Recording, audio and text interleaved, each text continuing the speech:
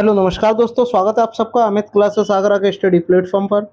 तो दोस्तों आज की ये जो वीडियो है वो बहुत ही ज़्यादा महत्वपूर्ण है दोस्तों।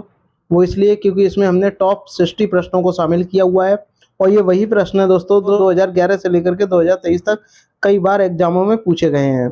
तो बिल्कुल देरी न करते हुए बने रहिए मेरे साथ इस वीडियो में एंड तक। अब प्रश्न नंबर फर्स्ट में आपसे क्या बोला गया है, देखिएगा कि बच्चे को सामाजिकरण का पाठ कहाँ से प्राप्त होता है। सामाजिकरण का प्राप्त का मतलब ये हो गया दोस्तों कि समाज में किस प्रकार रहा जाता है, समाज में सब क्या क्या किया जाता है, ठीक है, क्या क्या होता है।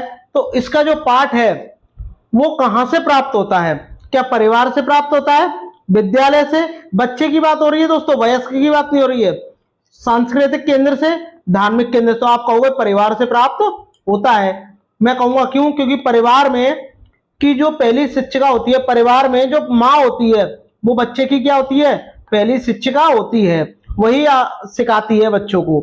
चलिएगा आगे बढ़ते हैं, बात करते हैं दोस्तों प्रश्न नंबर 2 की।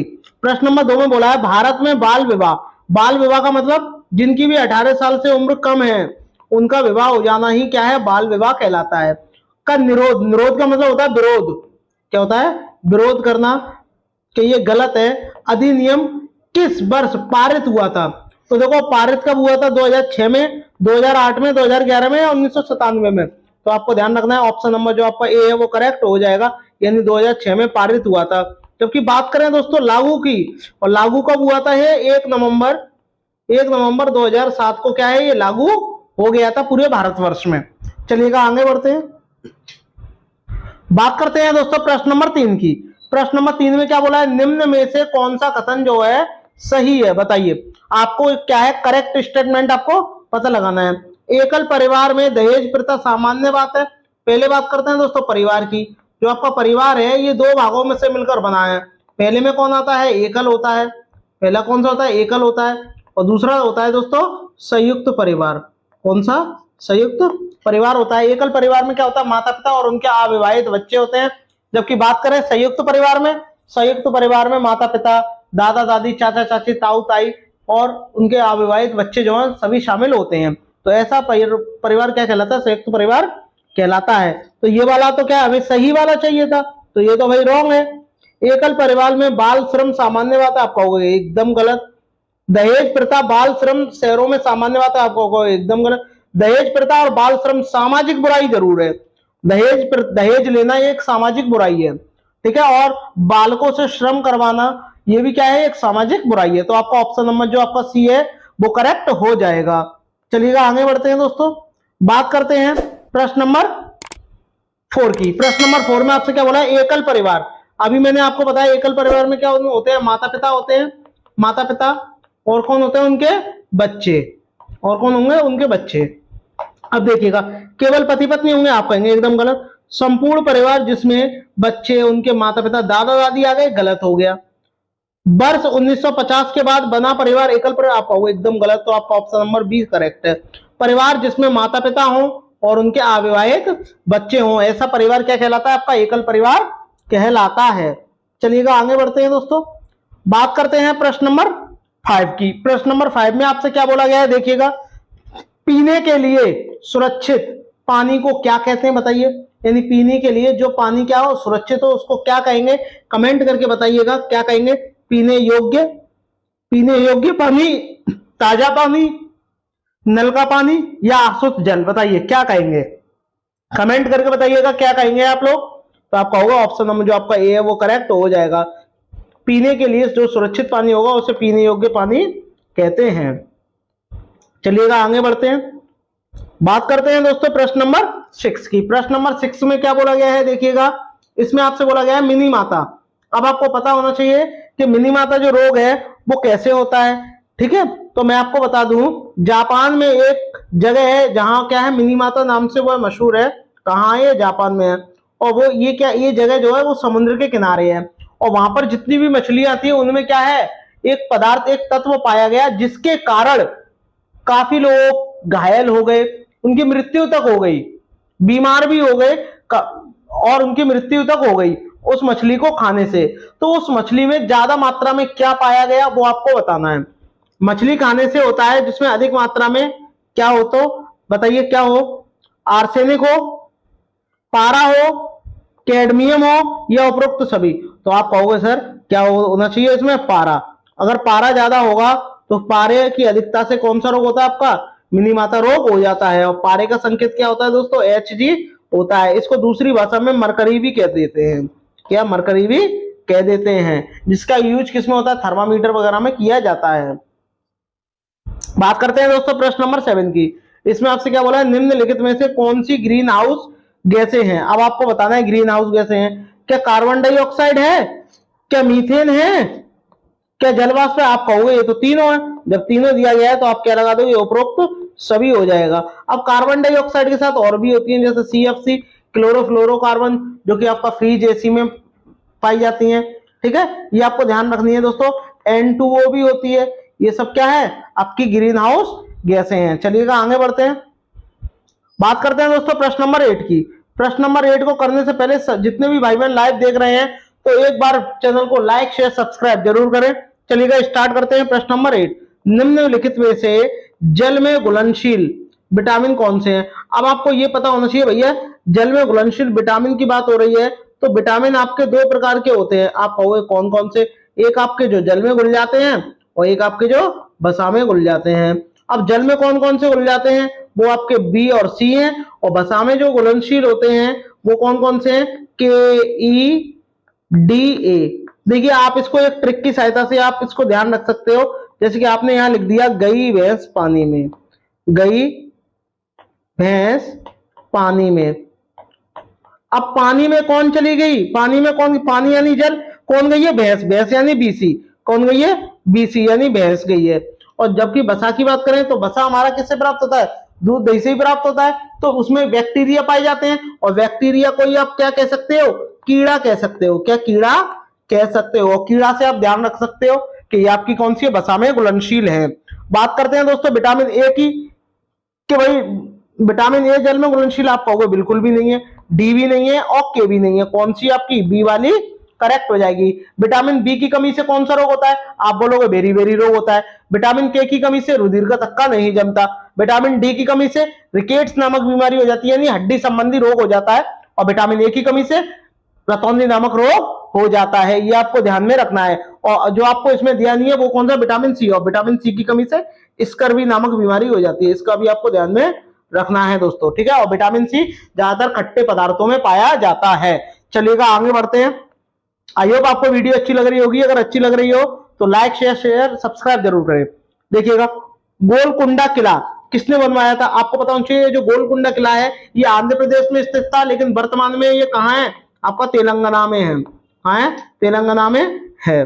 गोलकुंडा जो आपका किला है ये आपका कहाँ स्थित है, तेलंगाना में है, ठीक है। ये आपको ध्यान में रखना है दोस्तों, तेलंगाना में। और ये किसने बनवाया था, ये आपका चोल वंश के शासक ने बनवाया था, चालुक्य, काकतीय या पल्लव। तो आप बोलोगे काकतीय राजवंश के संस्थापक ने ये इसका निर्माण कराया था, ये आपको ध्यान में रखना है। बात करते हैं दोस्तों प्रश्न नंबर 10। प्रश्न नंबर 10 जो है वो बहुत ही ज्यादा पावरफुल क्वेश्चन है दोस्तों। क्यों, क्योंकि इसमें आपको क्या करना है, वो बताना है जो सुमेलित नहीं है, यही आपके ऑप्शन है।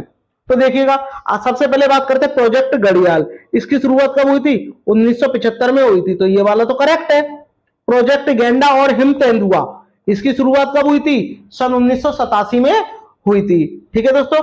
प्रोजेक्ट लाल पांडा, इसकी शुरुआत 1996 में हुई थी, ये भी सही है, ये भी सही है। प्रोजेक्ट टाइगर की शुरुआत कब हुई थी, 1972 में नहीं हुई थी, कब हुई थी, 1973 में हुई थी, ये आपको ध्यान रखना है, ठीक है। अब आपको एक बात और ध्यान रखनी है, तो 1972 में किया हुआ था। प्रोजेक्ट जो शेर परियोजना है ये कब लागू हुई थी, ये आपकी 1972 में लागू हुई थी। अब आपको मुझे एक बात और बतानी है कि प्रोजेक्ट टाइगर यानी टाइगर बाघ दिवस कब मनाते हैं, कमेंट करके मुझे बताइएगा। जो आपका बाघ दिवस है ये कब मनाया जाता है, अभी अभी मनाया गया है, तो आप इसको कमेंट करके मुझे बताइएगा। चलिएगा आगे बढ़ते हैं, बात करते हैं दोस्तों प्रश्न नंबर 11 की। प्रश्न नंबर 11 की बात करते हैं। निम्नलिखित में से कौन सा पक्षी स्वयं के नीड़ का मतलब क्या होता है दोस्तों, घोंसला, क्या होता है, घोंसला होता है, अब निर्माण नहीं करता, यानी स्वयं अपना घोंसला नहीं बनाता। तो आप सभी जानते हैं कौन नहीं बनाता, देखिए कौवा जो है अपना घोंसला खुद बनाता है, ठीक है। चील जो है अपना घोंसला कहाँ बनाती है? सबसे ऊंचे पेड़ की सबसे ऊंची डाली पर चील घोंसला बनाती है। कोयल जो है अपना घोंसला नहीं बनाती, ये कौवे के घोंसले में अंडे देती है। शुतुरमुर्ग जो होता है दोस्तों, अपना घोंसला कहाँ बनाता है? जमीन में थोड़ा सा गड्ढा करेगा और वहां पर क्या घोंसला बना करके अंडे दे देगा। ठीक है दोस्तों, ये आपको ध्यान में रखना है, जमीन में गड्ढा करके बनाता है। कोयल अपना घोंसला नहीं बनाती, इसलिए क्या हो जाएगा? ऑप्शन नंबर जो आपका सी है वो करेक्ट हो जाएगा। अभी अभी मैंने आपसे पूछा कि बाघ दिवस कब मनाते हैं, ये आपको मनाते हैं 29 जुलाई को। कब मनाते हैं दोस्तों? 29 जुलाई को मनाते हैं। चलिएगा आगे बढ़ते हैं, बात करते हैं दोस्तों प्रश्न नंबर 12 की। प्रश्न नंबर 12 में आपको मैचिंग करनी है, जिसमें से सूची एक आपकी दी गई है, दूसरी सूची भी दी गई है। अब आपको उसी हिसाब से ऑप्शन दिए गए हैं। उसमें आपसे बोला गया है भारत में पारिस्थितिकी तंत्र के जनक कौन है? अपीको आंदोलन के प्रणेता कौन है? हरित क्रांति के जनक कौन है? नर्मदा बचाओ आंदोलन के जनक कौन है? तो आपको एक चीज तो पता होगी दोस्तों, अगर कुछ नहीं पता होगा, हरित क्रांति के जनक कौन है? एम एस स्वामीनाथन है। तो यानी पहले का सी वाले का कौन सा है? सेकंड। और सी का देखो सेकंड किसी में नहीं है, किसमें है? आपके डी वाले ऑप्शन में। तो आपका यही हो जाएगा, आगे पढ़ने की जरूरत ही नहीं है। लेकिन फिर भी आप और भी ध्यान रखिएगा, और भी मिला लेते हैं। भारत में पारिस्थितिकी के जनक कौन है? आपके प्रोफेसर राम देव मिश्रा जी हैं, ये आपको ध्यान रखना है। नर्मदा बचाओ आंदोलन के जनक कौन है आपके? बताइए, नर्मदा बचाओ आंदोलन के जनक कौन है? कमेंट करके बताइए। ये आपके मेधा पाटेकर है। और अपीको आंदोलन पांडुरंग हेगड़े, ये आपको ध्यान में रखना है दोस्तों। तो आपका ऑप्शन नंबर जो आपका डी है वो करेक्ट हो जाएगा। चलिएगा दोस्तों आगे बढ़ते हैं, बात करते हैं दोस्तों प्रश्न नंबर 13 की। प्रश्न नंबर 13 में आपसे क्या बोला है? निम्नलिखित में से सुमेलित नहीं है, यानी जो मैचिंग दी गई है वो उनका क्या है? इनमें एक मैचिंग जो है वो गलत है। जल पुरुष के नाम से किसे जाना जाता है? डॉक्टर राजेंद्र प्रसाद को जाना जाता है, सही है। भारत का वर्डमैन सलीम अली है। हरित क्रांति का जन्मदाता, विश्व में हरित क्रांति के जन्मदाता कौन है? नॉर्मन अर्नस्ट बोरलॉन्ग है, तो ये भी ठीक है। जबकि बात करें भारत में अभी अभी मैंने आपको बताया कौन है? एम एस स्वामीनाथन है, ये अभी अभी मैंने आपको पढ़ाया है। नर्मदा बचाओ आंदोलन के जनक कौन है? क्या पांडुरंग हेगड़े? आप बोलोगे एकदम गलत। नर्मदा बचाओ आंदोलन के जनक कौन है दोस्तों? नर्मदा बचाओ आंदोलन के जनक कौन है? मेधा पाटेकर। कौन है? मेधा पाटेकर है दोस्तों, ये आपको ध्यान में रखना है। ठीक है, पाटेकर है। जबकि पांडुरंग हेगड़े की बात करें, ये किसके जनक है? अपीको आंदोलन। अपीको आंदोलन के जनक कौन है आपके? पांडुरंग हेगड़े है, ये आपको ध्यान में रखना है। चलिएगा आगे बढ़ते हैं, बात करते हैं प्रश्न नंबर 14 की। प्रश्न नंबर 14 में क्या बोला गया है? वह कौन सा पक्षी है जो सबसे ऊंचे पेड़ की सबसे ऊंची डाली, यानी सबसे ऊंचा पेड़ होगा और सबसे ऊंची ही उसकी डाली होगी, उस पर घोंसला बनाता है? क्या कौवा बनाता है? कौवा जो होता है वो किसी भी पेड़ की ऊंची डाली पर बना लेता है। कोयल जो होती है अपना घोंसला नहीं बनाती, कौवे के घोंसले में ही अंडे दे देती है। तो इसका राइट आंसर क्या हो जाएगा? चील हो जाएगा। कबूतर की बात करें, ये पुराने मकानों में अपना घोंसला बना देते हैं, पुराने मकानों में और यहाँ खंडरों में, ये आपको ध्यान में रखना है दोस्तों। यहाँ खंडरों में क्या है? घोंसला बना देते हैं। चलिएगा आगे बढ़ते हैं, बात करते हैं दोस्तों प्रश्न नंबर 15 की। प्रश्न नंबर 15 में आपसे क्या बोला गया है? मोस्ट इंपॉर्टेंट प्रश्न है दोस्तों। राजस्थान का राज्य पशु कौन है? राजस्थान की बात करते हैं दोस्तों, इसकी राजधानी क्या है? आपकी जयपुर है। ठीक है, और जयपुर को ही क्या बोलते हैं? पिंक सिटी कहते हैं, पिंक सिटी कहते हैं। इसका राज्य पशु कौन सा है? क्या बाघ है? बाघ दिवस कब मनाते हैं? मैंने अभी भी आपको बताया 29 जुलाई को मनाते हैं। ठीक है, ये आपको ध्यान रखना है और आपको कमेंट करके मुझे बताना है कि विश्व गैंडा दिवस कब मनाते हैं। विश्व गैंडा दिवस जो है वे कब मनाते हैं, ये आप कमेंट करके मुझे बताइएगा। विश्व गैंडा दिवस कब मनाते हैं? क्या गाय है? आप कहोगे सर ये भी गलत है, ये भी गलत है, शेर भी गलत है। कौन सा है आपका? सी वाला करेक्ट हो जाएगा। ऊंट को रेगिस्तान का जहाज भी कहा जाता है, और रेगिस्तान कहाँ है आपका? राजस्थान में है। शेर की बात करते हैं, प्रोजेक्ट शेर योजना कब आई थी? 1972 में आई थी। 1973 में बाघ योजना आई थी। ठीक है, प्रोजेक्ट बाघ योजना आई थी, जिसे प्रोजेक्ट टाइगर के नाम से भी जाना जाता है। बात करते हैं दोस्तों प्रश्न नंबर 16 की। प्रश्न नंबर 16 में आपसे क्या बोला गया है? देखिएगा, अभी भी आपसे मैंने पूछा कि विश्व गैंडा दिवस, जो आपका विश्व गैंडा दिवस है, ये आपका कब मनाया जाता है? तो आप क्या बोलोगे? 22 सितंबर को मनाया जाता है, 22 सितंबर को मनाया जाता है, ये आपको ध्यान में रखना है। ठीक है, चलिएगा आगे बढ़ते हैं। ताजमहल के पीले होने के लिए निम्नलिखित में से कौन जिम्मेदार है? बताइएगा, कौन जिम्मेदार है ताजमहल का पीला होने में? नाइट्रोजन डाइऑक्साइड है, सल्फर डाइऑक्साइड है, क्लोरीन है या सल्फर है? सल्फर की बात करें, इसका संकेत एस होता है। क्लोरीन की बात करें, Cl होता है, सल्फर डाइऑक्साइड यानी SO 2 होता है दोस्तों, और नाइट्रोजन डाइऑक्साइड की बात करें NO2 होता है। लेकिन इसमें राइट आंसर आपसे पूछा गया है कि ताजमहल का पीला होने का क्या कारण है। अब ताजमहल क्यों पीला होता है? अम्लीय वर्षा के कारण पीला होता है। और अम्लीय वर्षा क्या होती है? जब बारिश होती है तो बारिश के साथ में एक गैस जो है उसके साथ में मिल जाती है, उसका नाम क्या है? Sulphur dioxide. और बात करते हैं दोस्तों प्रश्न नंबर 17 की। प्रश्न नंबर 17 में क्या बोला है? किस गैस के वर्षा के पानी में घुलने से वर्षा का पानी अम्लीय हो जाता है? अब ये भी मैंने आपको पढ़ाया है, हाइड्रोजन पेरोक्साइड। हाइड्रोजन पेरोक्साइड का सूत्र क्या होता है? हाइड्रोजन पेरोक्साइड का सूत्र क्या होता है बताइएगा? आप बोलोगे H2O2, ये आपको ध्यान में रखना है। नाइट्रोजन मोनोऑक्साइड का NO, वो तो कार्बन डाइऑक्साइड का क्या होता है? CO2, और सल्फर डाइऑक्साइड का SO2 होता है। तो राइट आंसर क्या हो जाएगा आपका? ऑप्शन नंबर जो आपका डी है वो करेक्ट हो जाएगा। चलिएगा दोस्तों बात करते हैं प्रश्न नंबर 18 की। इसमें आपसे क्या बोला? भारत में गैंडे कहां सुरक्षित हैं? बताइए। कार्बेट नेशनल पार्क में, काजीरंगा नेशनल पार्क में, बांदीपुर नेशनल पार्क में, या गिर नेशनल पार्क में? गिर की बात करते हैं दोस्तों, तो ये जो गिर परियोजना है ये किसके लिए फेमस है? ये एशियाई शेरों के लिए प्रसिद्ध है। एशियाई शेरों के लिए प्रसिद्ध है दोस्तों। और ये का बात आपको और ध्यान रखनी है, ये आपकी कहां है? ये आपकी गुजरात में है। कहां है? गुजरात में स्थित है दोस्तों।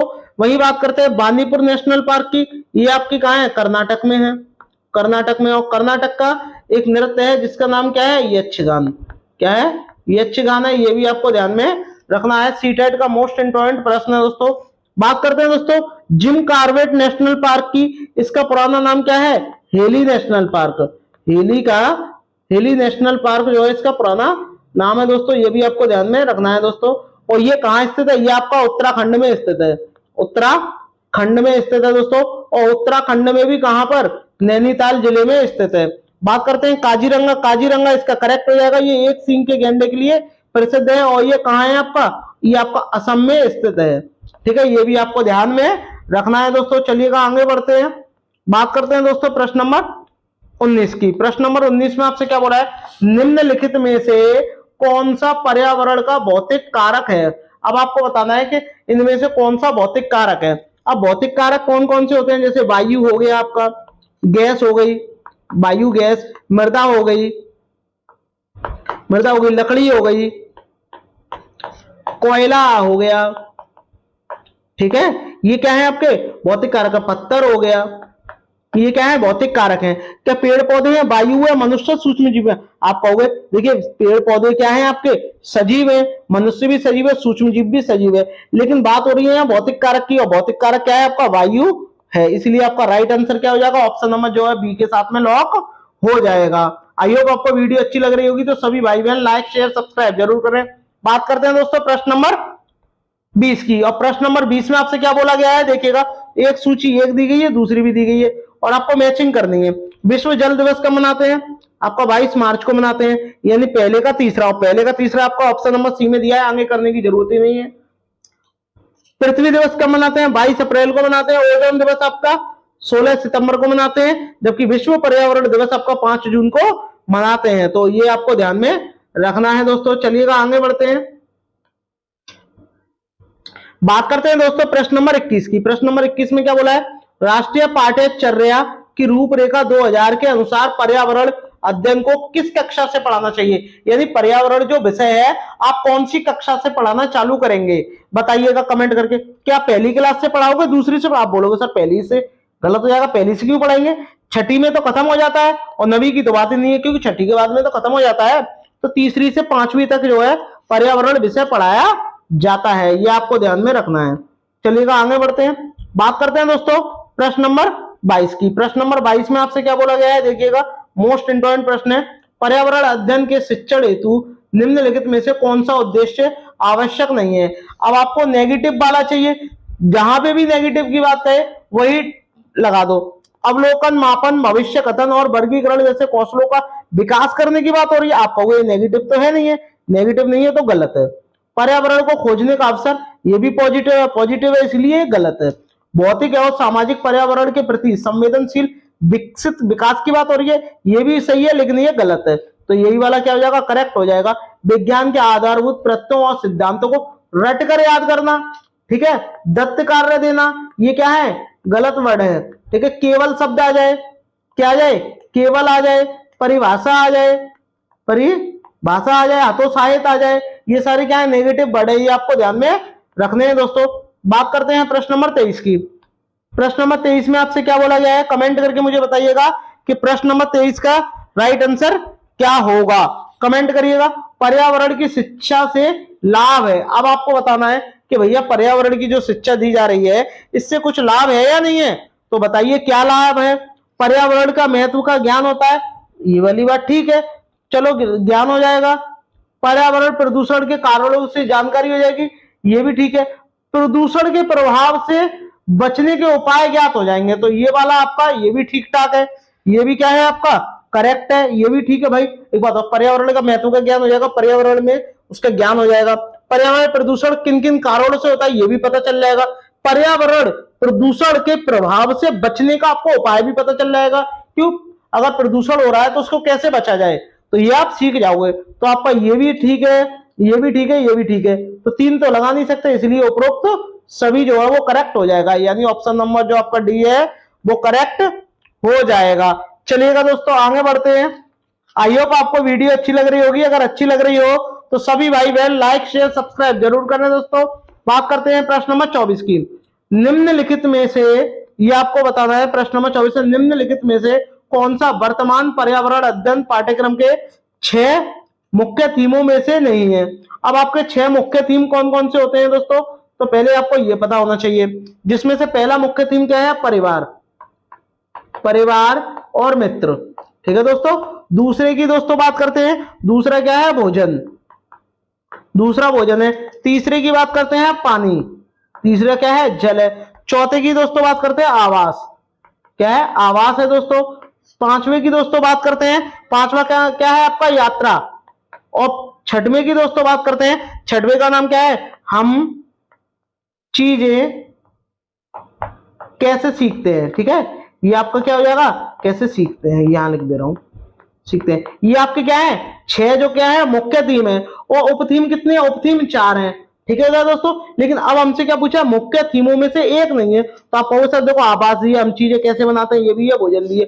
ऑप्शन नंबर जो सी है वो गलत हो जाएगा, और गलत हो जाएगा इसलिए यही वाला क्या है हमारा करेक्ट हो जाएगा। ठीक है दोस्तों। आई होप आपको वीडियो अच्छी लग रही हो तो सभी भाई बहन एक बार शेयर जरूर करें। चलिएगा आगे बढ़ते हैं, बात करते हैं दोस्तों प्रश्न नंबर 25 की। अब प्रश्न नंबर 25 में आपसे क्या बोला है, देखिएगा, निम्नलिखित में से कौन सा एक पर्यावरण अध्ययन के संबंध में सच नहीं है, यानी हमको नेगेटिव चाहिए। अब नेगेटिव पॉइंटों को ढूंढना चालू कर दो। पर्यावरण अध्ययन बाल केंद्रित की बात हो रही है, बात सही है। पर्यावरण अध्ययन बच्चों को अपने परिवेश में खोजने के अवसर देने की बात हो रही है, ये भी ठीक है।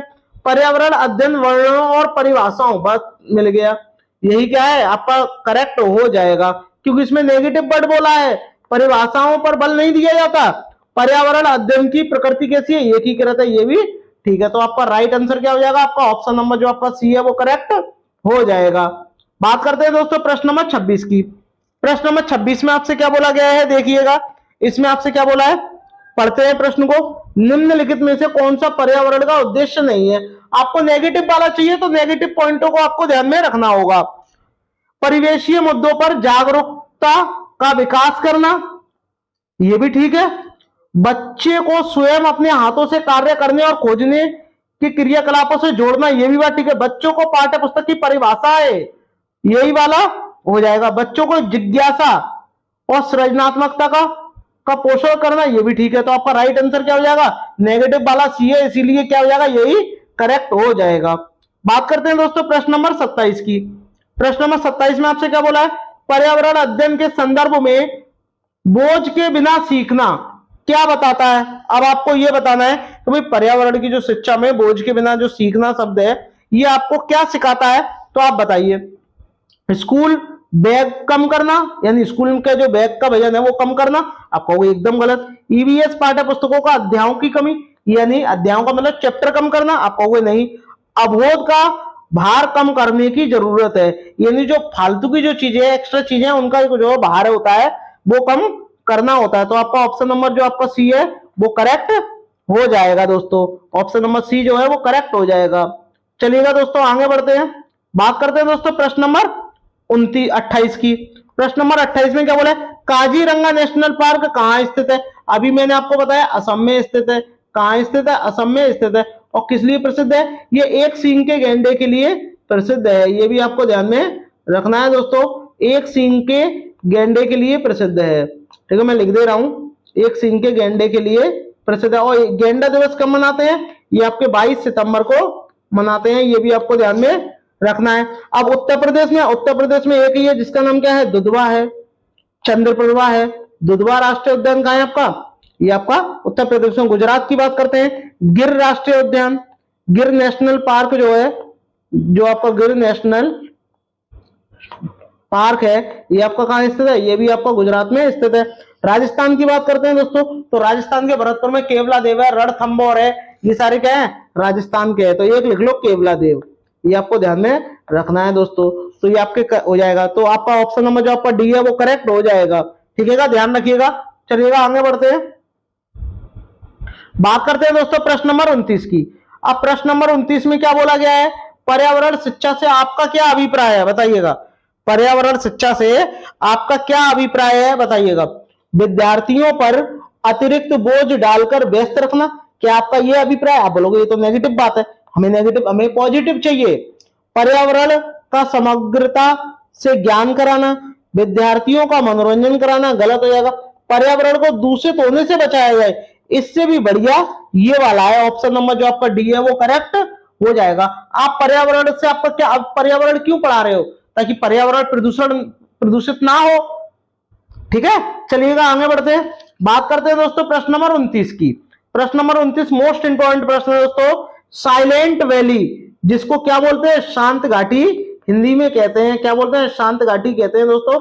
और सीटेट का फेवरेट प्रश्न है, कहां स्थित है? क्या आपका केरल में स्थित है, गोवा में स्थित है, महाराष्ट्र में स्थित है, या तेलंगाना में स्थित है? तो आप कहोगे इसका राइट आंसर क्या हो जाएगा? केरल हो जाएगा। केरल में ही क्या है? नावों की रेस होती है। नावों की रेस कहां होती है आपकी? केरल में ही होती है नावों की रेस। ठीक है, ये आपको ध्यान में रखना है दोस्तों। नावों की जो रेस है ये कहां होती है? आपकी केरल में ही होती है। ठीक है, चलिएगा। और प्रश्न नंबर फर्स्ट को भी स्टार्ट करने से पहले अगर आपने अभी तक हमारे चैनल को सब्सक्राइब नहीं किया हुआ है तो सभी भाई बहनों से एक रिक्वेस्ट है कि एक बार चैनल को लाइक शेयर सब्सक्राइब जरूर करें। तो चलिएगा स्टार्ट करते हैं। प्रश्न नंबर फर्स्ट, कौन सी विशेषता परिवार की नहीं है? मैं आपको अच्छी तरीके से मैराथन क्लास में भी बता चुका हूं कि जो परिवार आपके होते हैं वो दो प्रकार के होते हैं।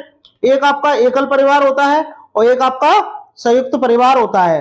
एक आपका एकल परिवार हो गया दोस्तों और दूसरा आपका कौन सा हो गया? संयुक्त परिवार हो गया। अब उनमें से आप बताना है कि इनमें से कौन सी उसकी विशेषता नहीं है। कम से कम दो भिन्न लिंग वाले वयस्क साथ रहते हो, ये तो पॉजिटिव वर्ड है, हमें कैसा चाहिए था? नेगेटिव। तो देखिएगा नेक्स्ट, प्रत्येक सदस्य की आय भिन्न भिन्न जमा की जाती है, नहीं, ऐसा नहीं है। तो ये वाला क्या हो जाएगा? रॉन्ग हो जाएगा। वे समान आवास, भोजन, सामान, सामाजिक क्रियाओं का उपयोग करते हैं, सही बात है। सुरक्षा एवं बच्चों का साझा उत्तरदायित्व हो, ये भी बात सही है। तो आपका नेगेटिव वाला चाहिए था, नेगेटिव वाला किसमें है? बी में है। सबकी आय अलग अलग जमा नहीं होगी, सबकी आय एक ही जगह जमा होगी, चाहे परिवार कैसा भी हो। चलिएगा स्टार्ट करते हैं, नेक्स्ट प्रश्न की ओर चलते हैं। बात करते हैं दोस्तों प्रश्न नंबर सेकंड। प्रश्न नंबर सेकंड में आपसे क्या बोला गया है? निम्नलिखित में से कौन सा जल प्रसारित रोग नहीं है? बताइए, ऐसा कौन सा रोग है जो जल से नहीं होता, यानी जल के कारण नहीं होता, ये आपको बताना है। बताइएगा, ऐसा कौन सा रोग है जो जल के कारण नहीं होता? आप कहोगे सर हैजा है, टाइफाइड है, हेपेटाइटिस है, या एड्स है? आप सबको पता है क्या हो जाएगा? एड्स हो जाएगा। ये जल से नहीं फैलता दोस्तों, जबकि हैजा है, मलेरिया है ये। ठीक है, ये आपका पेचिस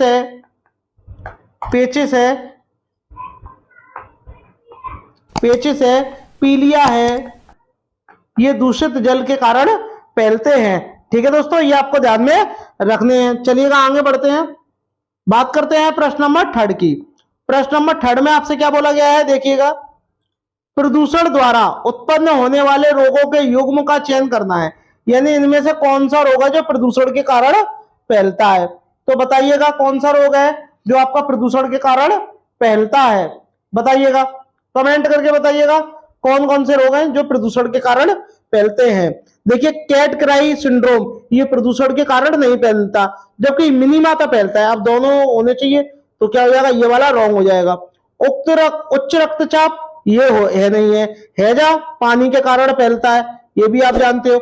लेकिन जो मिनीमाता है और फ्लूओरोसिस है, ये क्या है, प्रदूषण द्वारा उत्पन्न होने वाले क्या है, रोगों का युग्म है। तो आपका क्या हो जाएगा, ऑप्शन नंबर जो आपका डी है वो करेक्ट हो जाएगा, यानी प्रदूषण के कारण होने वाले रोग।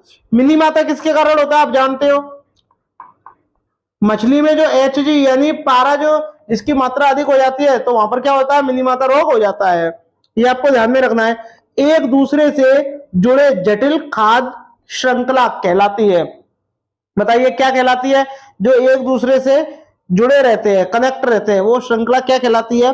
क्या खाद्य जाल कहलाता है, खाद्य नेटवर्क कहलाता है, जैव भार का पिरामिड कहलाता है, या पौष्टिक स्तर कहलाता है। तो आप बोलोगे क्या कहलाता है, खाद्य जाल कहलाता है। ये आपको ध्यान में रखना है दोस्तों। चलिएगा आगे बढ़ते हैं, बात करते हैं दोस्तों प्रश्न नंबर 5 की। पृथ्वी का कितना प्रतिशत भाग जल से ढका हुआ है, बताइएगा, कमेंट करके बताइएगा कि पृथ्वी का कितना प्रतिशत भाग जल से ढका हुआ है। सब जानते हैं 71% जो है क्या है, पृथ्वी पर जल है। ठीक है, अब आपको बताना है कि कितने प्रतिशत, क्या 1/3 है, 2/3 है, 3/3 है, या आधा है। कमेंट करके बताइएगा कितना। आपको मैंने बताया कितना, 71%। तो 71% लगभग कितना है आपका, कितना, कमेंट करके बताइएगा। कमेंट करके बताइएगा कितना तिहाई है। आप बोलोगे 3/3 नहीं है, इनमें से तो कोई है ही नहीं है, तो तिहाई नहीं होगा, यहाँ क्या होगा, चौथाई। क्या कर लो, यहाँ चौथाई कर लो दोस्तों, ये गलत हो गया है। तो आपका क्या हो जाएगा, आपका 3/4 जो है क्या है, जल से ढका हुआ है। ये भी आपको पता रखना है दोस्तों। चलिएगा आगे बढ़ते हैं, बात करने ये जो 71% है ये ढका हुआ है जल से, लेकिन इसमें से भी 97% जो पानी है ये क्या है, महासागरों का है। किसका है, महासागरों का है। ये भी आपको ध्यान में रखना है, जो पीने योग्य नहीं है। और 2% जो जल है वो क्या है आपका, बर्फ के रूप में जमा हुआ है।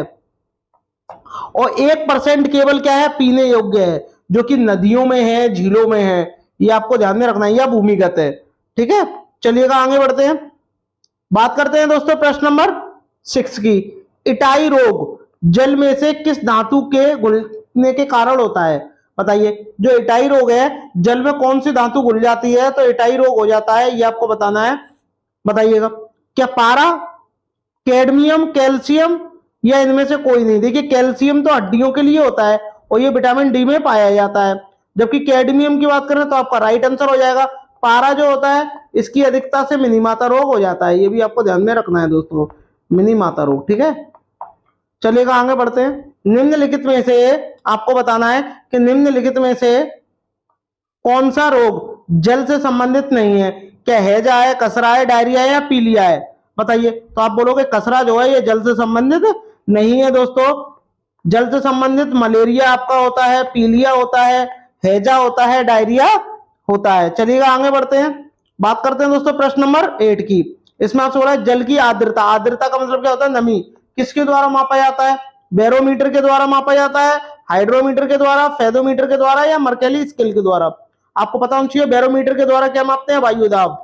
ठीक है, वायु दाब को मापते हैं। हाइड्रोमीटर के द्वारा किसको मापते हैं, आपकी आर्द्रता को मापते हैं। जबकि फेदोमीटर की बात करें तो समुद्र की गहराई। किसको मापा जाता है दोस्तों, समुद्र की गहराई को मापा जाता है। ठीक है दोस्तों, और जबकि बात करें मर्केली स्केल से, मर्केली स्केल से क्या, भूकंप की तीव्रता को मापते हैं। ठीक है, तीव्रता को मापते हैं, ये भी आपको ध्यान में रखना है। चलिएगा आगे बढ़ते हैं, बात करते हैं दोस्तों प्रश्न नंबर 9 की। प्रश्न नंबर 9 में आपसे बोला निम्नलिखित में से कौन सी बायोडीजल फसल है, बताइए। क्या कपास है, जेट्रोफा है, गन्ना है, या आलू है, बताइएगा कमेंट करके कि कौन सी बायोडीजल की फसल है। आप सभी जानते हैं क्या हो जाएगा इसका राइट आंसर, ऑप्शन नंबर जो आपका बी है वो करेक्ट हो जाएगा। जेट्रोफा क्या है आपका राइट आंसर हो जाएगा। आई होप आपको वीडियो अच्छी लग रही होगी, अगर अच्छी लग रही हो तो सभी भाई बहन लाइक शेयर सब्सक्राइब जरूर करें। चलिएगा आगे बढ़ते हैं, बात करते हैं दोस्तों प्रश्न नंबर 10 की। प्रश्न नंबर 10 में आपसे क्या करना है, देखिएगा कौन सा सम्मिलित नहीं है। सम्मिलित का मतलब सुमेलित नहीं है, यहाँ ये गलत लिख गया है दोस्तों। क्या आपको लिखना है, सुमेलित। ठीक है, सुमेलित नहीं है, सुमेलित का मतलब मैचिंग नहीं है, ये आपको बताना है। तो देखिएगा अब आपको बताना है कौन सी सुमेलित नहीं है। आप सभी जानते हो कि जल दिवस जो है 22 मार्च को मनाते हैं, तो आप कहोगे ये तो करेक्ट बात है। पृथ्वी दिवस 22 अप्रैल को मनाते हैं, ये भी सही है। पर्यावरण दिवस 5 जून को मनाते हैं, जबकि पर्यावरण संरक्षण जो दिवस है ये आपका 22 मई को नहीं मनाते, तो ये आपका कब मनाते हैं, तो ये आपको पता होना चाहिए, ये आपका 26 नवंबर को मनाते हैं। ठीक है दोस्तों, 26 नवंबर को मनाते हैं। 22 मई को क्या मनाते हैं, जैव विविधता दिवस, जैव विविधता दिवस मनाते हैं। ठीक है दोस्तों, ये आपको ध्यान में रखना है दोस्तों। तो आपका राइट क्या हो जाएगा, आपका राइट वाला ए हो जाएगा। आई होप आपको वीडियो अच्छी लग रही होगी तो शेयर जरूर करिएगा। अब आपको कमेंट करके मुझे बताना है, अब आपको कमेंट करके मुझे बताना है कि 11 जुलाई को क्या मनाया जाता है, 11 जुलाई को क्या मनाया जाता है, ये आपको कमेंट करके मुझे बताना है। बात करते हैं दोस्तों प्रश्न नंबर 11 की। प्रश्न नंबर 11 में आपसे क्या बोला गया है, देखिएगा, निम्नलिखित में से कौन सा पक्षी स्वयं के नीड़ का निर्माण नहीं करता, बताइएगा। ये मैंने कई बार करा है, क्योंकि ये बार बार आ चुका है एग्जाम में, 4-5 बार रिपीट हुआ है, इसलिए मैंने बार बार इसको ले रहा हूं। तो नीड़ का मतलब क्या होता है, घोंसला, क्या होता है, घोंसला होता है। मैंने आपको हर बार मैंने आपको बताया। और कौन निर्माण नहीं करता, आपका कोयल नहीं करती, ये आपको ध्यान में रखना है। जबकि कौवा क्या है, घोंसला बनाता है। चील जो है सबसे ऊंचे पेड़ की सबसे ऊंची डाली पर बनाता है, और शुतुरमुर्ग जो है वो जमीन के अंदर थोड़ा सा गड्ढा करके उसमें अंडे देता है। बात करते हैं दोस्तों प्रश्न नंबर 12 की। प्रश्न नंबर 12 में आपको क्या करना है, इसमें आपको मैचिंग करनी है। देखिएगा, सूची बंदी है, सूची दूसरी दी गई है। अब आपको मैचिंग करनी है कि हाथी जो परियोजना है ये कब आई थी, ये आपको बतानी है। और रेड डाटा बुक की पहली बार कब प्रदर्शित की गई थी, ये भी आपको कमेंट करके मुझे बताना है। तो बताइएगा, पर्यावरण संरक्षण अधिनियम कब आया था, ये भी आपको बताना है, कमेंट करके बताइएगा। तो सब जानते हैं पर्यावरण संरक्षण अधिनियम जो है कब आया था, 1986 में आया था। और तीसरे में देखो, ये होगा नहीं, ये वाला होगा नहीं, अब इनमें मैच कर लो। और आगे जैव विविधता अधिनियम, जैव विविधता जो आपका अधिनियम है ये आपका कब आया था, सन 2002 में ही आया था।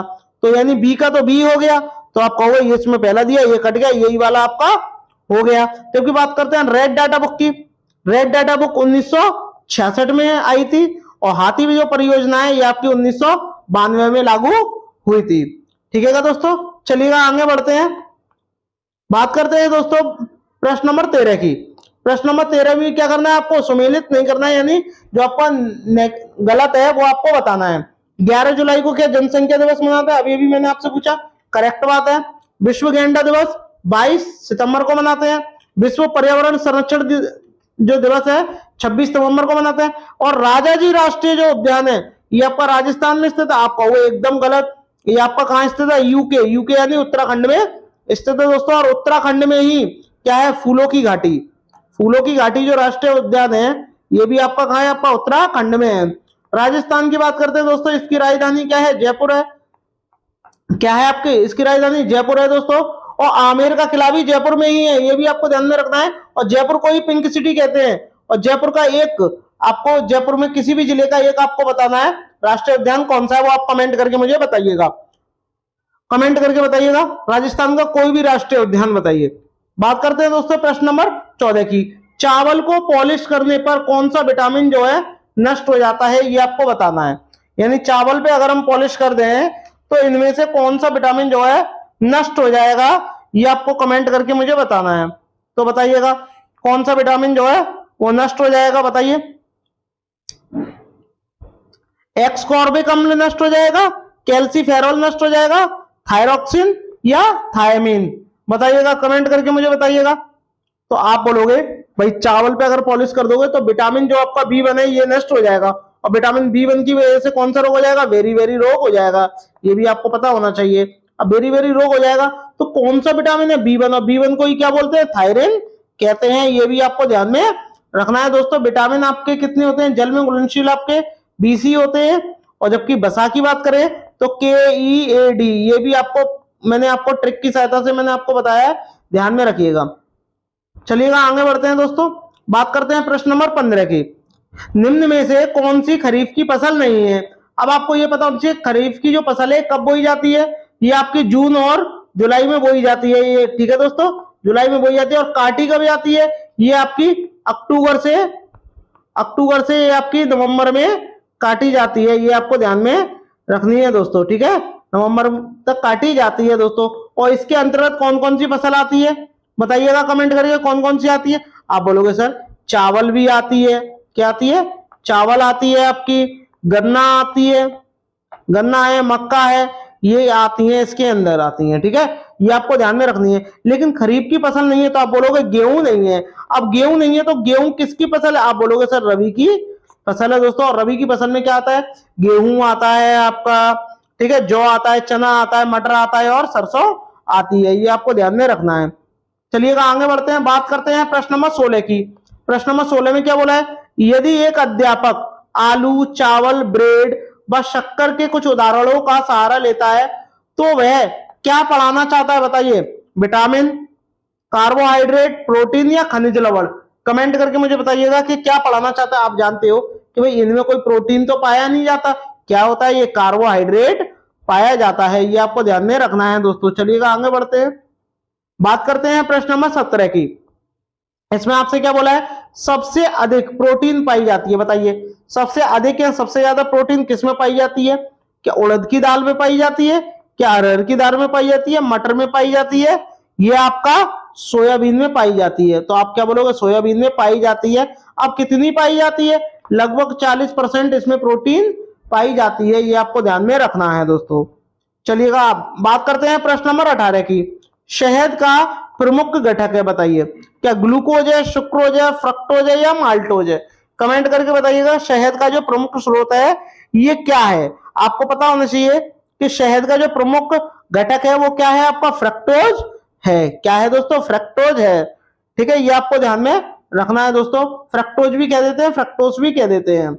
चलिएगा आगे बढ़ते हैं, बात करते हैं प्रश्न नंबर 19 की। प्रश्न नंबर 19 में आपसे क्या बोला गया है, देखिएगा, बहुत ही ज्यादा इंपॉर्टेंट प्रश्न है। प्रश्न नंबर 19, मनुष्य के शरीर में ऊर्जा का प्रमुख स्रोत है, बताइए।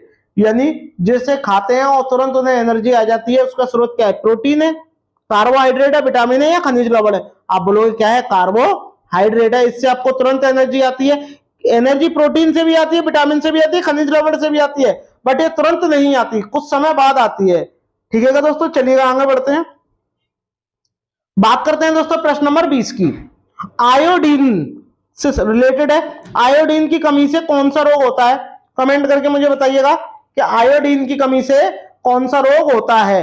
क्या मलेरिया होता है, ये तो मच्छरों से होता है, सभी जानते हैं, ठीक है, घेगा होता है, पोलियो होता है, मधुमेह होता है, बताइएगा। इसको डायबिटीज भी कहते हैं मधुमेह को, तो बताइएगा कौन सा रोग होता है, कमेंट करके मुझे बताइएगा।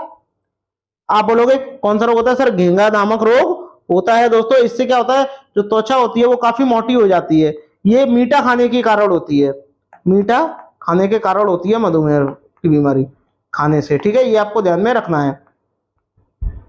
बात करते हैं दोस्तों प्रश्न नंबर 21 की। इसमें आपसे क्या बोला, रमन को उसके पड़ोसी ने 4 किलो आंवला उपहार में दिए हैं, वह मुरब्बा बनाने की योजना बनाता है, उसे किस तकनीक का अपनाने की जरूरत है, बताइए। बताओ वो किस तकनीकों को क्या है अपनाएगा। तकनीकी के मतलब वो कौन सी टेक्नोलॉजी अपनाएगा जिससे क्या है 4 किलो का मुरब्बा जो है वो बन सके और सुरक्षित रह सके, बताइए। कमेंट करके मुझे बताइएगा कि कौन सा इसका आंसर होगा। सभी भाई बहन कमेंट करिएगा, मैं आपके कमेंट देख रहा हूं, कमेंट करके बताइएगा क्या संरक्षण होगा, क्या परिरक्षण होगा, अपघटन होगा या पाश्चुरीकरण होगा।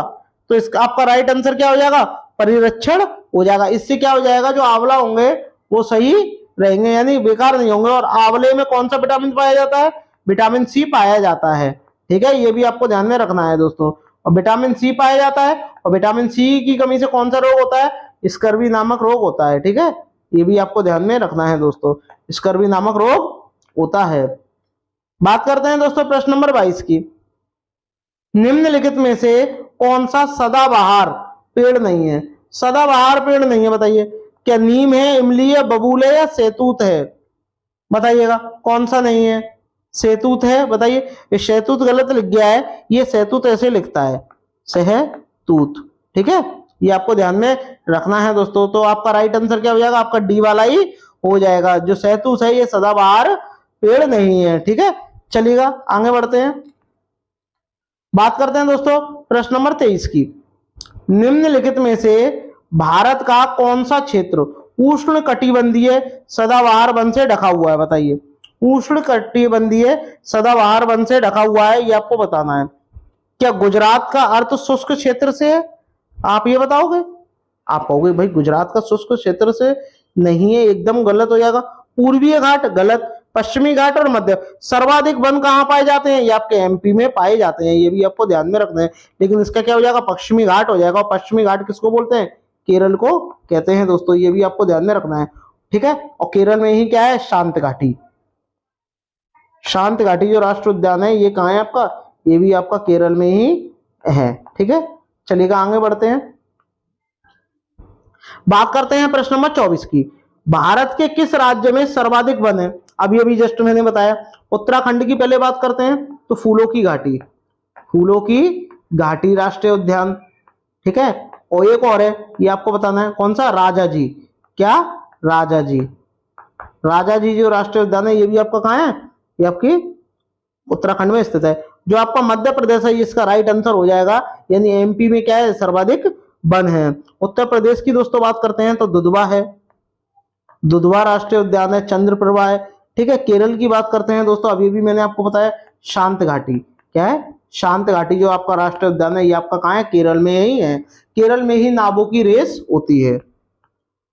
बात करते हैं दोस्तों प्रश्न नंबर 25 की। इसमें आपसे क्या बोला? निम्नलिखित में से किस राज्य में मैंग्रोव वन का सबसे अधिक क्षेत्र है? बताइए। मैंग्रोव वन का सबसे अधिक क्षेत्र है, बताइएगा, कमेंट करके मुझे बताइएगा, कमेंट करके। तो आप बोलोगे क्या राजस्थान है, क्या उत्तर प्रदेश है, सिक्किम है या पश्चिम बंगाल है? तो आपका राइट आंसर क्या हो जाएगा? पश्चिम बंगाल हो जाएगा। ये आपको ध्यान में रखना है दोस्तों। और भारत में पूरे विश्व के मैंग्रोविन जो वनस्पति होती है विश्व का लगभग कितना है? मात्र 5% पाई वनस्पति जाती है, सिर्फ 5% ही वनस्पति पाई जाती है। ये भी आपको इसमें ध्यान में रखना है दोस्तों। चलिएगा आगे बढ़ते हैं, बात करते हैं प्रश्न नंबर 26 की। प्रश्न नंबर 26 मोस्ट इंपॉर्टेंट, मृत सागर क्या है? ये सीटेट में कई बार आया हुआ है, मृत सागर क्या है? और आपको इसका आंसर मुझे कमेंट करके बताना है कि मृत सागर क्या है। ऐसा सागर जिसमें पानी क्या हो? जहरीला हो। ऐसा सागर जो सभी सागरों व महासागरों से ज्यादा नमकीन हो। ऐसा सागर जिसमें ज्वार भाटे और तीव्र गति से आते हो। ऐसा सागर जिसमें जहाज चलाना खतरनाक हो। बताइएगा राइट आंसर क्या हो जाएगा? ऐसा सागर, मृत सागर उसे बोलते हैं जिसका क्या हो? ज्यादातर पानी क्या हो? चाहे सागर हो चाहे उसका पानी ज्यादातर क्या हो? नमकीन हो। वही क्या कहलाता है आपका? मृत सागर कहलाता है। बात करते हैं दोस्तों प्रश्न नंबर 27 की। प्रश्न नंबर 27 में आपसे क्या बोला गया है? देखिएगा, निम्नलिखित में से कौन सा महासागर ऑस्ट्रेलिया के पश्चिम, अफ्रीका के पूर्व में स्थित है? यानी ऑस्ट्रेलिया के तो पूर्व में स्थित है, पश्चिम में स्थित है, ऑस्ट्रेलिया के पश्चिम में स्थित है, और जबकि अफ्रीका की बात करें तो उसके पूर्व में स्थित है। तो बताइएगा ऐसा कौन सा है? कमेंट करके मुझे बताइएगा। तो आप बोलोगे कौन है? हिंद महासागर है दोस्तों। क्या है? हिंद महासागर है। ये मोस्ट इंपॉर्टेंट है, आपको ध्यान में रखना है दोस्तों। इसमें आपसे क्या बोला गया है? देखिएगा, विश्व की सबसे गहरी समुद्री खाई कौन सी है? बताइए। क्या चीन की खाई है, मरीना की खाई है, अरब की खाई है, या सीज्म की खाई है? कमेंट करके मुझे बताइएगा कि कौन सी खाई है। तो आप बोलोगे जो आपकी मरीना की जो खाई है ये क्या है? सबसे ज्यादा गहरी खाई है समुद्र की। ये आपको ध्यान में रखना है दोस्तों। बात करते हैं प्रश्न नंबर 29 की। प्रश्न नंबर 29 में आपसे क्या बोला गया है? देखिएगा, ये कई बार एग्जाम में आ चुका है दोस्तों और इस बार भी आएगा ही आएगा। इसमें आपसे पूछा है कोकण, कोकण जो आपका रेलवे जो है ये जोड़ता है, सीधे जुड़ती है। बताओ किसको जोड़ती है? बताइएगा किसको जोड़ती है? यानी कोकण जो रेल है वो सीधे जोड़ती है। अब किसको जोड़ती है? कमेंट करके आपको बताना है। क्या मंगलौर और मुंबई को जोड़ती है, कोची और गोवा को जोड़ती है, कोलम और कोझिकोड को जोड़ती है, या अल्पुजा और मंगलौर को जोड़ती है? कमेंट करके बताइएगा। तो आपका राइट आंसर क्या हो जाएगा? मंगलौर और मुंबई को जोड़ती है। ये आपको ध्यान में रखनी है दोस्तों। ऑप्शन नंबर जो आपका ए है वो करेक्ट हो जाएगा। बात करते हैं दोस्तों प्रश्न नंबर 30 की। भारत का सबसे लंबा राष्ट्रीय राजमार्ग कौन सा है? बताइएगा। क्या आपका NH4 है, NH44 है, NH10 है या NH5 है? कमेंट करके बताइएगा कि नेशनल जो हाईवे है वो क्या है? सबसे लंबा नेशनल राष्ट्रीय हाईवे आपको बताना है। तो कमेंट करके मुझे बताइएगा सबसे लंबा कौन सा है? कमेंट करके मुझे बताइएगा। तो आप बोलोगे सर आपका NH44 है, यानी आपका ऑप्शन नंबर जो आपका बी है वो करेक्ट हो जाएगा। लेकिन इसकी कुल लेंथ कितनी है? 3700 45 किलोमीटर क्या है इसकी लेंथ है, ये भी आपको ध्यान में रखनी है दोस्तों। ठीक है, चलिएगा आगे बढ़ते हैं, आगे बढ़ते हैं दोस्तों। आई होप आपको वीडियो अच्छी लगी होगी, अगर अच्छी लगी हो तो सभी भाई बहन लाइक शेयर सब्सक्राइब जरूर करें दोस्तों।